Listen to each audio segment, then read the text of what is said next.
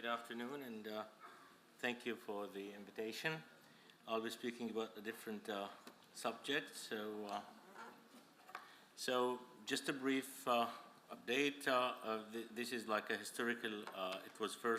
Melanoma was first described by a Scottish ophthalmologist as a black cancer, second common intraocular cancer after retinoblastoma.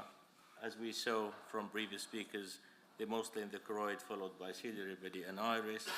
And the problem with those, they spread in 50% of the cases in around 5 years. This is a summary of my previous colleagues would say about the classifications of risk factor. Suspicious choroidal nevus, ocular melanocytosis, and neurofibromatosis, familial typical mole syndrome, and germline BEP1 mutation are predisposing factors. So when we speak about pediatric melanoma, it's a little bit different than the adult melanoma. And it is known that the melanoma in general follows the latitudes, so the more in the north compared to south, more in Caucasians. The incidence of pediatric melanoma is about 1 to 2%. So it is estimated that every year we get about 7,000 new uveal melanomas. So pediatric melanomas would make about 70 to 140 new cases every year. They are more frequently located in the iris. They are smaller with a better prognosis compared to uveal, as compared to adult melanoma. And surprisingly, we conducted a study in Helsinki, and we found it's more frequent in female comparing to males. We don't know why. And few familial cases being described with germline BEP1 mutation. So the first study we conducted in Helsinki was many, many years ago.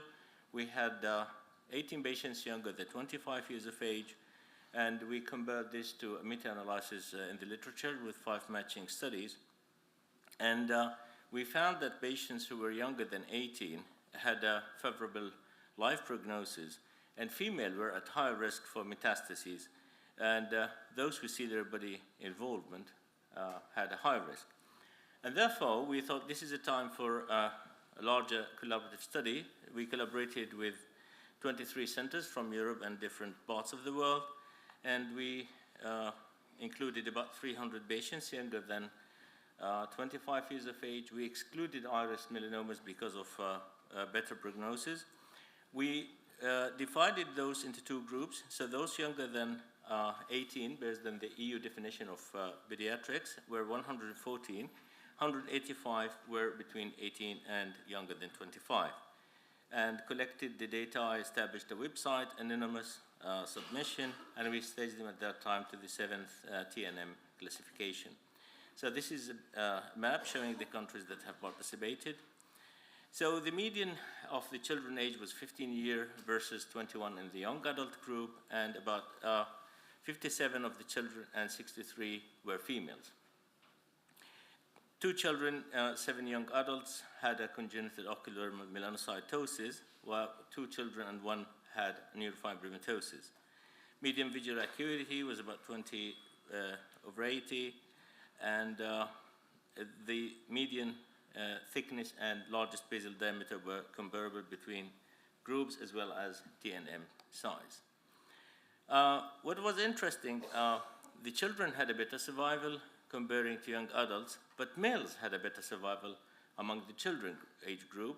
None of those younger than 11 years of age have died, and therefore mortality was associated with female gender among the children group, and melanocytosis in the children as well, extraocular extension in both groups, and TNM stage, while mortality was not associated with ciliary body involvement, female, gender, epithelioid cells, and neurofibromatosis, female in the young age group. And monosomy 3 was found. Of course, we didn't have genetic testing for everybody, but for those who the sample was available, in 15 children, there was monosomy 3, and in about 24% of the young adults, 1 of each 5 patients in both groups was positive for somatic BEP1 pathological variant. So you can see them on the table marked with yellow. This also led us to go to a genetical study, and thanks to our colleagues in Rotterdam who performed the samplings. And the aim was to confirm, exclude if monosomy 3 predict high-risk metastases in the pediatric group, and identify if we can have any BAP1 pathological variants, and to see if there are other driver mutations. So we collaborated again with 13 centers, the same sample. Some centers could not provide ethical approval. A total of 84 patients younger than 25 were enrolled. So some of those, 2/3 were analyzed at Erasmus in Rotterdam, and the rest were in Curie in Paris. Nuclear BAP1 positivity was used to evaluate the presence of the BAP1 in the tumor, and next genome sequencing was used to determine other pathological variant of BAP1, etc. So this shows the absent BAP1 expression versus the nuclear BAP1 expression. So we used formalin paraffin embedded tissue with immunohistochemistry, and some were used with next genome sequencing.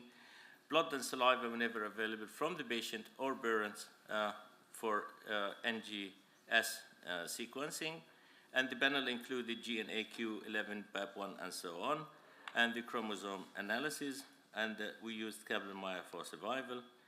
So the median age was 17 years of age. Follow-up time was about 9 years, and again, female predominated males, median LBD, and spindle cell in 50% of the cases. There were about 40% who had ciliary body involvement, extraocular extension in about 9%, and most common stage was 2 to A. But surprisingly here, no significant gender differences was found, or age at diagnosis, extraocular extension, or ciliary body involvement. So this shows you the treatment. On the right side, you can see the radiotherapy or surgery, and 14 have had both. Age at diagnosis showed in the graph. So by the end of the study, 80% were alive, 18 dead, 2% of unknown reason, and 14% have had metastatic disease. The median time for median free survival was 9 years. Males survive longer compared to females. No difference in disease-free survival in groups. No significant difference in disease-free survival by extraocular extension or ciliary body involvement.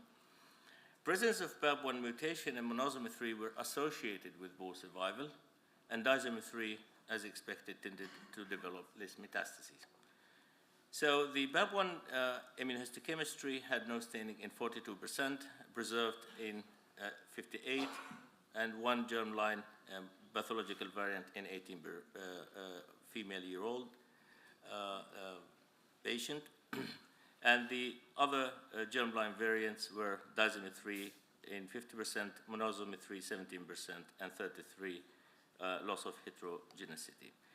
Take-home message: largest genetical study to date in patients with pediatric uveal melanoma. Uveal melanoma remains rare among children and young adults. Prognosis is still better than the adult melanoma.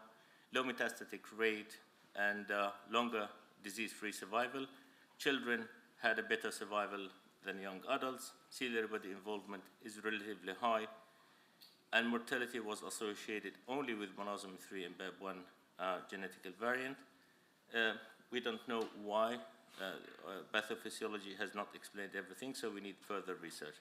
I would like to thank all collaborators for this study, and we would like to welcome you in December in CNN Ocular Oncology meeting. Professor Doris will provide the brochure at the entrance. Thank you very much for your attention.